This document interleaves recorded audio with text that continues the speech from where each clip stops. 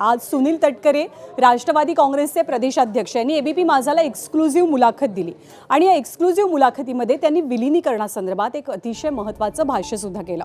त्यांनी थेट हा सवाल विचारला की अजित पवार यांचा मृतदेह जेव्हा अंत्यविधीसाठी आणि अंत्यदर्शनासाठी ठेवलेला होता तेव्हा विलिनीकरणाची चर्चा कुणी आणि का सुरू केली हा सवाल त्यांनी उपस्थित केलाय।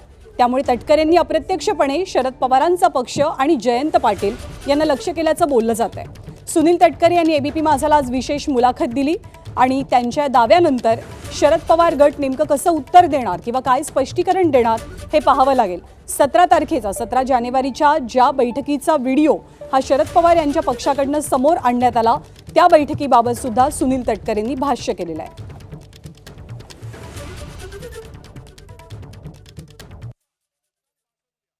शव अंत्यदर्शनासाठी ठेवलेलं असताना विलिनीकरणाची चर्चा त्याच प्रांगणात कुणी कशासाठी केली या प्रश्नाचं उत्तरसुद्धा आपल्यामार्फत महाराष्ट्राच्या जनतेला मिळालं तर त्या माध्यमातून सुद्धा नेमकं कोणाची घाई कशासाठी होती ते सुद्धा त्या ठिकाणी स्पष्ट होईल। आता विलिनीकरण आणि विधिमंडळ पक्षाचा नेत्याची निवड याचा कसा संबंध येतो याचं जर का कोणी मला सांगितलं, महाराष्ट्राला समजावून सांगितलं जे आज विलिनीकरणाच्या बाबतीमध्ये बोलतात तर मी त्यांचा आभारी नक्की राहीन। विलिनीकरणाची चर्चा अंत्यसंस्कार होण्याच्या पूर्वी ज्या पद्धतीने मुलाखती देण्यात आल्या त्याची घाई कशासाठी होती याचा प्रश्न माध्यमाने जर का विचारला तर मी आपला उपकृत होईन।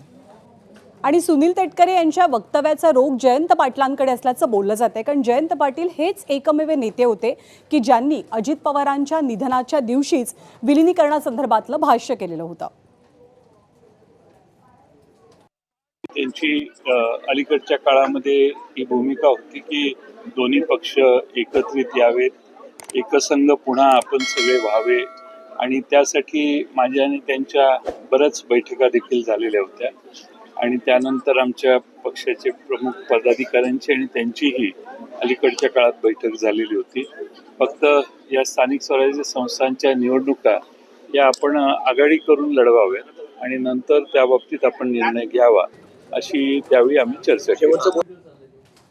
आणि या सगळ्या चर्चा घडत असताना 17 जानेवारी 2026चा शरद पवारांच्या गोविंद बाग निवासस्थानातला एक व्हिडिओ समोर आला। हा व्हिडिओ शरदचंद्र पवार राष्ट्रवादी काँग्रेसच्या पक्षाकडनं समोर आणण्यात आलेला होता आणि जी बैठक झाली त्या बैठकीत या व्हिडिओमध्ये स्पष्टपणे दिसतंय की शरद पवारांसह राष्ट्रवादीचे अन्य महत्त्वाचे नेते उपस्थित होते। खास करून अजित पवारांची उपस्थिती लक्षवेधी होती। या बैठकीबाबत जेव्हा सुनील तटकरेंना विचारलं असता तेव्हा त्यांनी काय दावा केला, कोणता दावा केला तोही आपण पाहूया।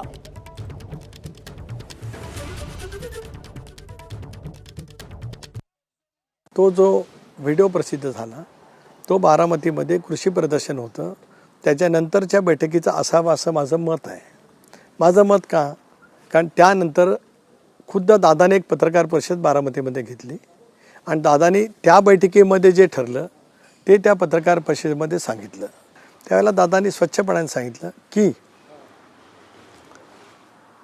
या निवडणुका एकत्रितपणाने लढवाव्यात आणि एकत्रितपणाने लढवत असतानाच एका चिन्हावरती लढवाव्यात, घड्याळाच्या चिन्हावरती लढवाव्यात अशी चर्चा त्या बैठकीमध्ये झाली असं दादांनीच पत्रकार परिषदेमध्ये त्या ठिकाणी ते स्पष्ट केलं। एक त्यानंतर दादांनी मला फोन केला, दादांनी ते सांगितलं की अशा पद्धतीची चर्चा झालेली आहे, त्याच्यामुळे शशिकांत शिंदे तुमच्याशी संपर्क करतील आणि ज्या ठिकाणी शक्य असेल त्या ठिकाणी घड्याळाच्या चिन्हावरती उमेदवार उभे करायचे आहेत, तेवढ्या सूचना आपल्या जिल्हाध्यक्षांना द्या, एवढीच चर्चा।